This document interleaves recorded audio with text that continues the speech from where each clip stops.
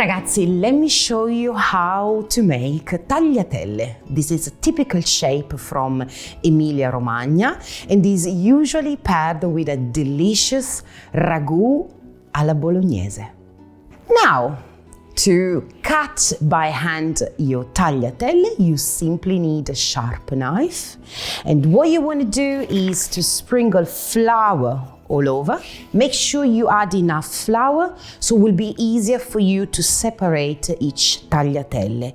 And then you start rolling and adding more flour. You roll it all the way until you form a kind of wrap. And now you can start cutting by hand tagliatelle about 1 centimeter wide.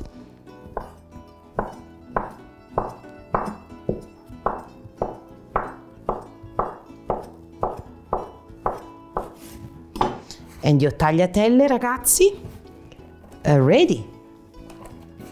Now that the tagliatelle are ready, you simply need to cook for 2 minutes on a boiling water. Pair with your favorite sauce and buon appetito!